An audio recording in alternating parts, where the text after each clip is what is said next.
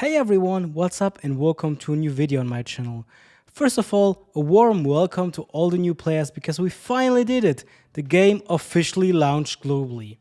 And because of that, I'll try to give you a quick updated beginner's guide so you have the best possible start in Archero 2. So first of all, what should you spend your diamonds on? And there is no 100% correct answer to it, but there are a few things I would recommend. So either you buy the midstone chest, wishes or shovels. Those are the three things that you will need and that will give you the best value for your diamonds.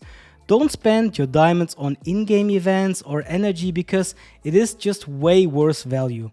I personally would get the midstone chest first until your gear is fully mythic. That is the red colored rarity like you see here, and then you can focus on runes and artifacts. Why should you open midstone chests and not chromatic chests? Well, since you can only get one specific S gear set in the midstone chest, it is the wisest to invest in that chest because it will give you only the gear that you need and you'll be able to upgrade it faster. Otherwise you can get really unlucky and get 3 different S gear weapons in the chromatic chest and it will not help you with your progress. Keep in mind that right now the midstone chest has a rotation, so every few days it rotates, and just wait for the sets to come that you need and just open the midstone chest with the specific set that you need. Next on the list is gold. In the beginning it might seem like a rare resource, but you'll see that after a while you'll have more than enough gold, even though it will get really expensive to upgrade your gear at a certain point. In the beginning you should spend half of your gold on upgrading your gear and the other half on talent cards. But don't worry, you'll finish maxing your talent cards pretty fast and after that you can fully focus on your gear. Next on the list, energy. So this game works with an energy system. Every 12 minutes you get 1 energy and you need 5 energy to play a chapter. That means that it will take 1 hour to charge up 5 energy.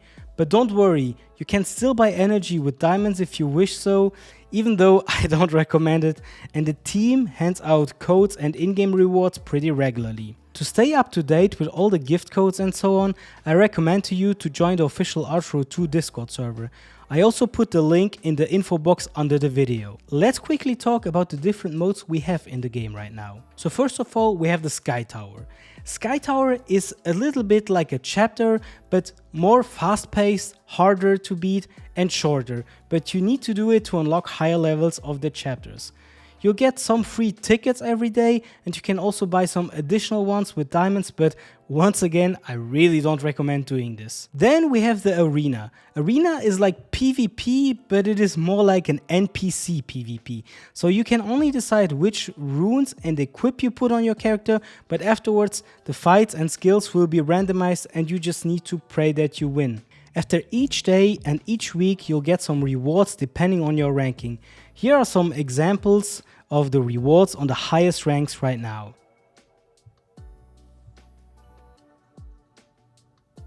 Next on the list is Seal Battle, and this is actually a really important one. So here you'll just do as much damage as possible to a boss, and the boss changes every day, so you might need to adapt to it.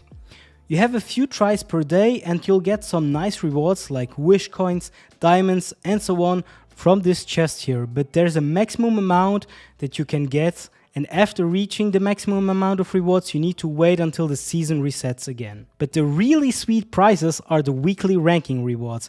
Here you can see what you can get and it is actually really juicy, so try your best to put as much damage as you can into the boss. Next on the list is the Gold Cave. This is just a small run where you can get gold, scrolls and diamonds. It's nothing too hard and fairly quick to do. You have 2 free tries per day and you can get more with a privilege card, but more about that later in the video. Next on the list is Rune Ruins.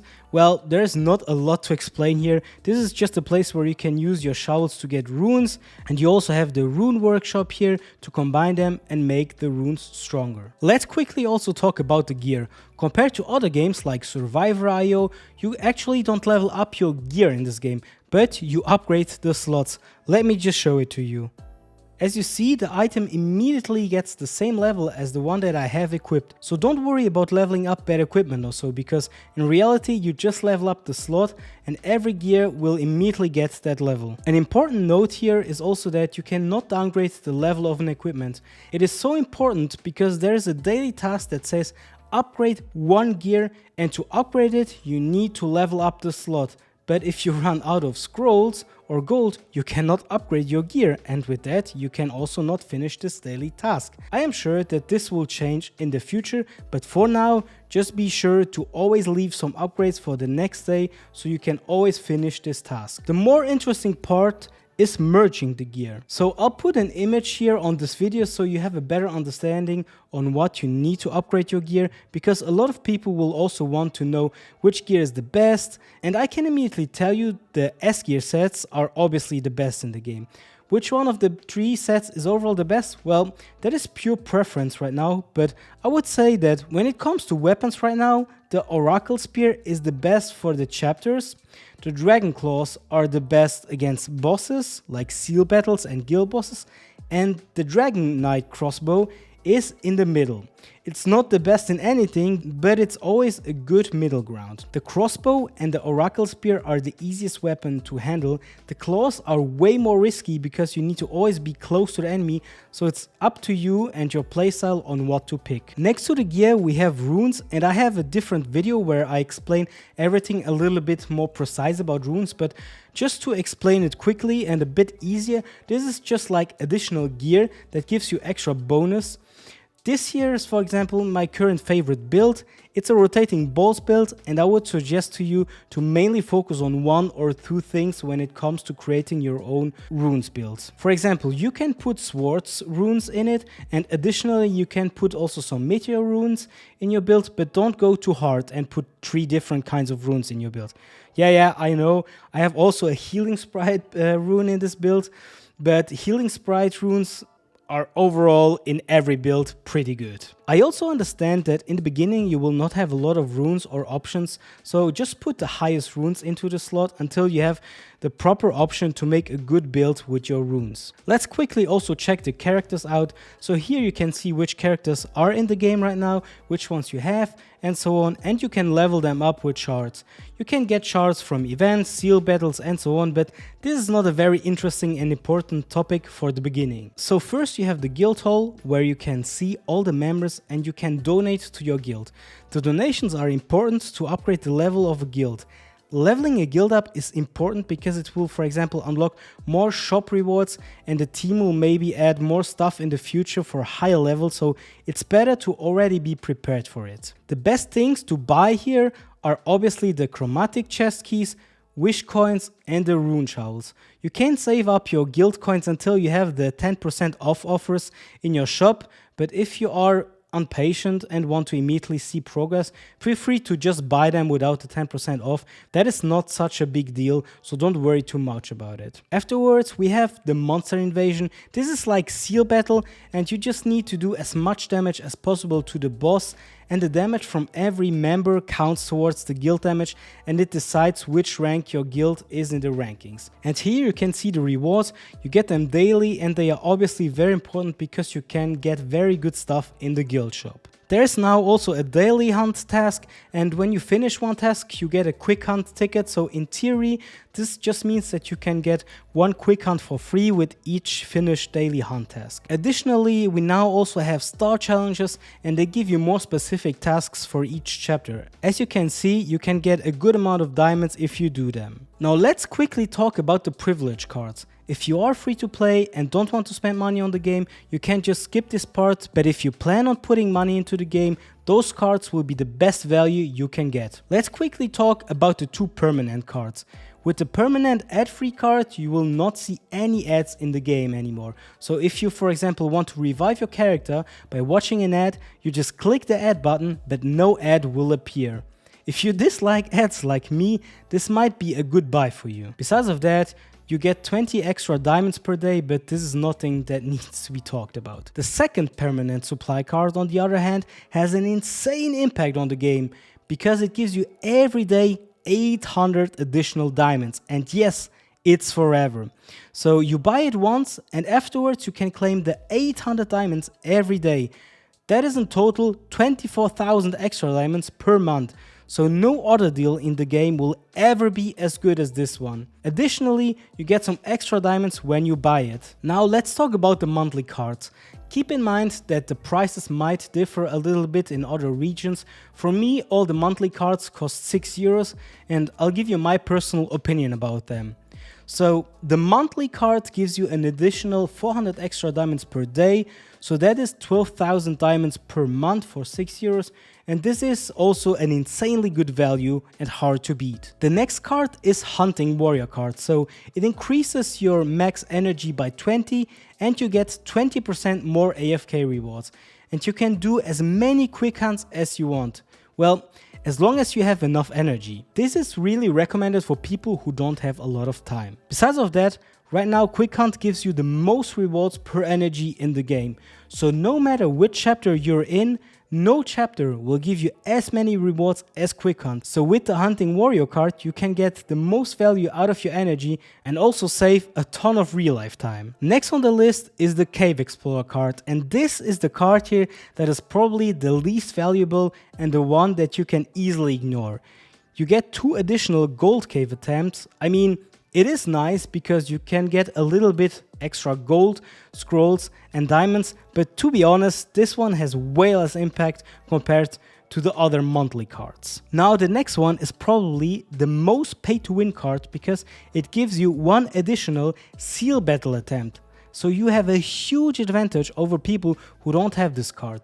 This means that per week you'll have 7 additional attempts compared to a person without the card, and this is huge.